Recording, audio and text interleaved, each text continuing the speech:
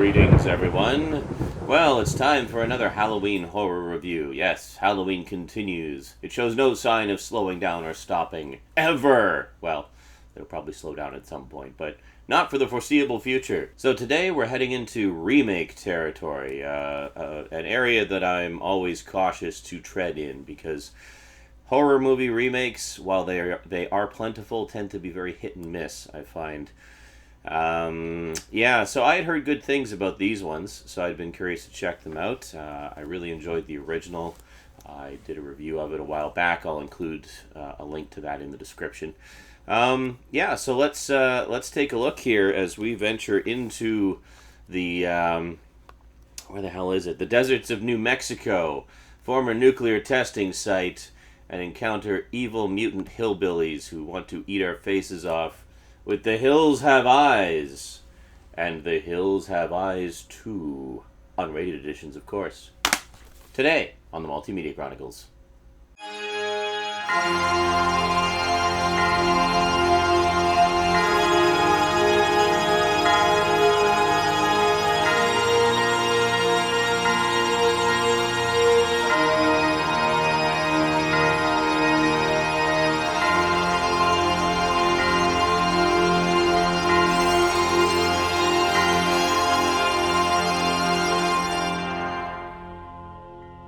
Welcome back.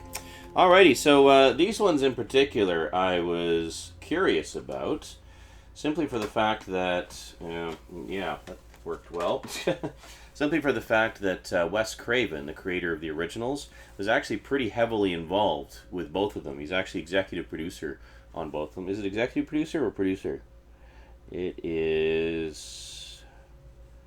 Where is he? Producer, not executive producer. He's a producer on both of them. And so that to me made it interesting because it's not very often that you see the involvement of the original creators with remakes of their stuff. So I was really curious as to, if that would make any major difference. Just turn the mic a little bit here. And honestly, for the most part, I think it does make a difference because, we all know what happened with the Nightmare on Elm Street remake. It wasn't all that good. And Wes Craven has even tweeted on his own Twitter that he didn't care for it. It was funny. There was, I forget who it was. It was one of the horror review sites basically put out a tweet saying, "What's your least favorite Nightmare on Elm Street movie?" And Wes Craven responded and just said, "The remake." So I actually picked these up at Walmart during their Halloween blowout sale. $6.88 a piece. Can't go wrong there. So it is, of course, the unrated editions of both, which is the ones you want to see. Just bare bones case, nothing spectacular. It's not multi-format or anything like that. Good old eco cases, which I know you all love so much. Yes, that is sarcasm, by the way. And Hills Have Eyes 2. Actually, I think this one is a dual format. Oh, no. It just felt a little thicker because it's not an eco case. I don't know. Go figure. So thoughts on the film. Well, as you know, I actually really enjoyed the original, despite all of the baby peril in it. I knew there wouldn't be anything overly horrifying with regards to the baby, just a little bit of peril and such. And because Wes is a master of horror, but he's not a monster. Although, if you watch Last House on the Left, you may disagree. He was a little more monstrous in those days, shall we say. But yeah, overall, I thought it actually held up pretty well, and thought it was, speaking of the first one specifically, I thought it was a pretty solid update of the original. There's a lot of moments that are just straight up recreations of moments from the original. But they kind of expanded on things a little bit, whereas I believe it's been a while since I've seen the original, so excuse me if my memory's a little bit fuzzy. In the original, I don't know that there was really an origin for the mutant cannibal family. They were just kind of out there in the hills. Whereas in this case, they've actually given them a bit of a backstory where as to why they're mutated and why they're living out in the desert. And basically what that backstory is that that area of the desert was the subject of nuclear testing for many, many years. that where the U.S. was doing nuclear detonations, like nuclear bomb detonation tests, and had done like over 300 of them over the course of the years. So there were families that lived there originally, but that were evacuated. But there were some families that refused to leave, and as such were subject to horrible levels of radiation, and over the course of a few generations, mutated quite terribly, and that's basically where they came from. So in this case, they're actually not living so much in the hills, but they're living in one of the test towns, where they had these towns set up where they'd have dummies and such, and everybody just all set up to be everybody kind of sitting around doing day-to-day activities to test what the impact would be like, and the shock waves and the damage and stuff like that in as close to a real-world setting as possible. So essentially the mutant cannibals have taken up residence in one of these test towns. So much like the original, it's basically a family out in their RV for a vacation. They get detoured by the guy at the gas station to a shortcut where their tires are spiked, and they're stranded there and basically at the mercy of the crazy cannibals. Now the thing I liked about it was it takes some slightly different turns as far as which characters survive and which characters die. And I actually really liked the direction it turned, because the character who turns out to be the sort of the main focus of the story when things start to go crazy, originally is, in my opinion, not a very likable character, and as such, I actually really like his arc. I mean, he starts off, you just want to slap him because he's such a jerk, and then over the course of it, he becomes, he finds his inner hero, as it were, and he just gets the job done, and it's just a really good arc for that character to start off as such an unlikable character, and then by the end you're rooting for him. So that was a lot of fun.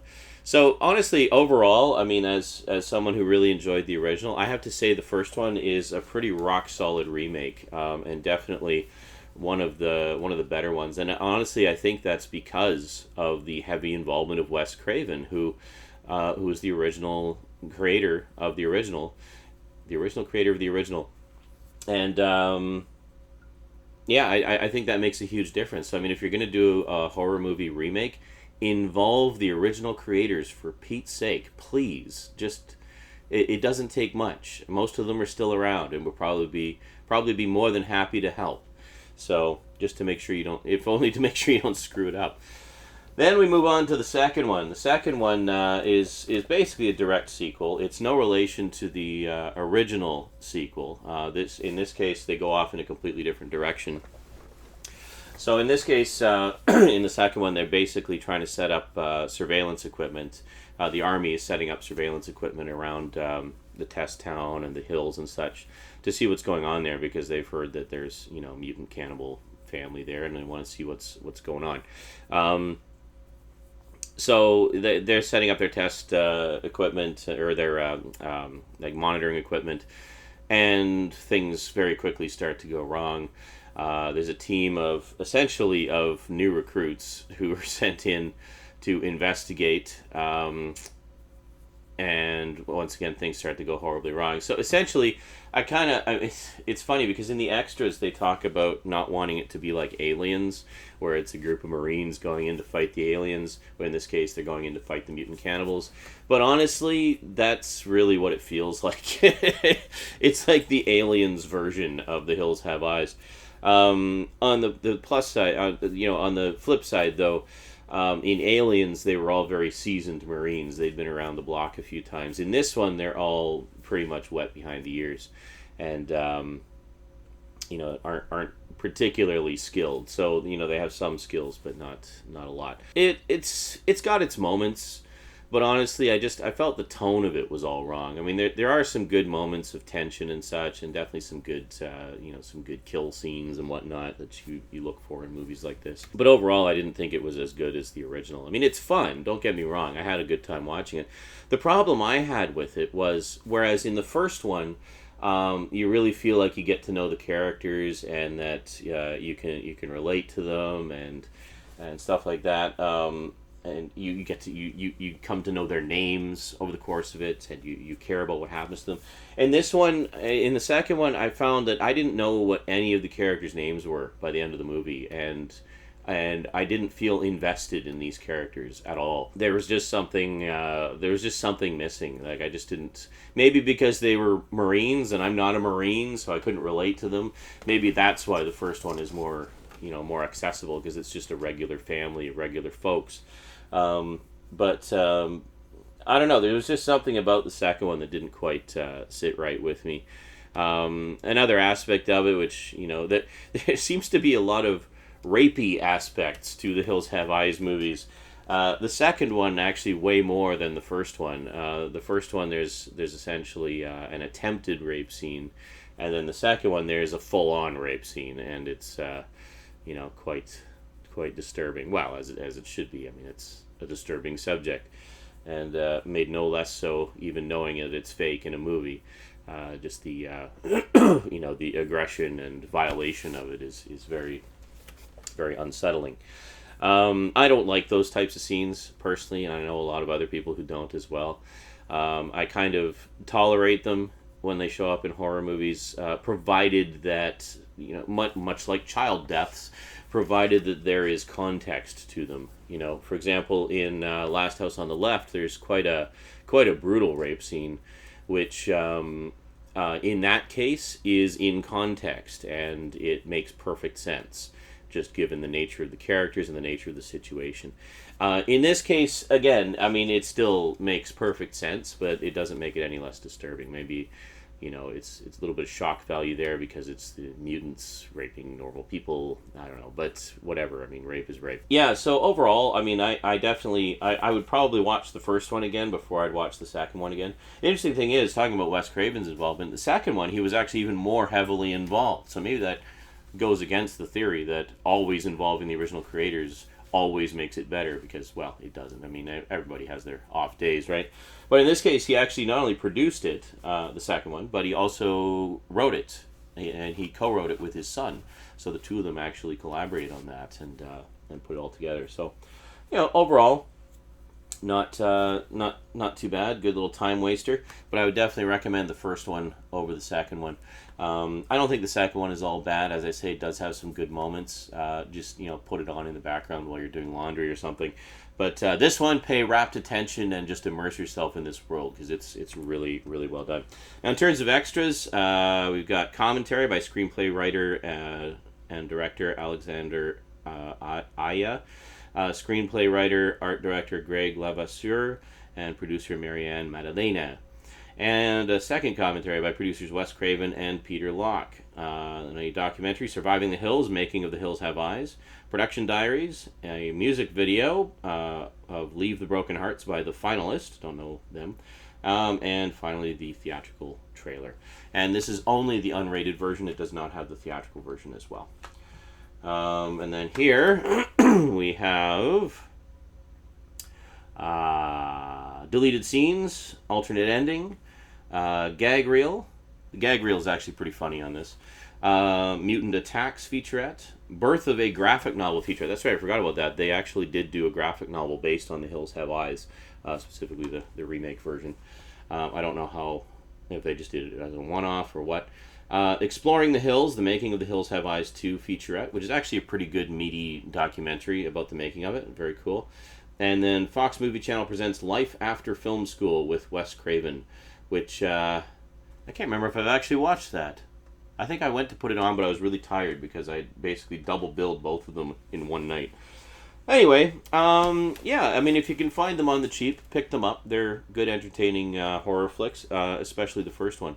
And if, like me, you consider yourself a fan of the original, at least check it out, because I think you'll find enough nods to the original to please your fanboyness, plus enough new stuff to make it all fresh and interesting all over again, which is how a remake should be. I think it should be a fresh take on the source material while still being true to the source material, or at least respectful of the source material. And I think in that respect, the first Hills Have Eyes definitely manages to pull it off.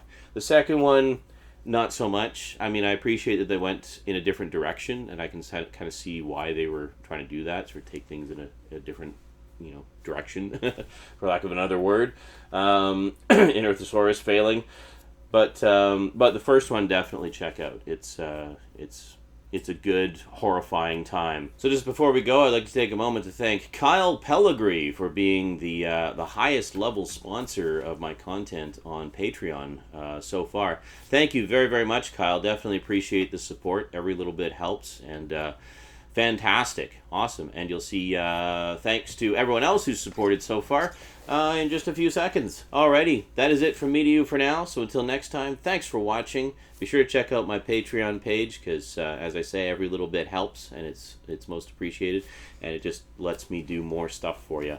So thank you very much to everyone who's supported so far and who will continue to support. Alrighty, we'll see you next time. Until then, thanks for watching, and sayonara.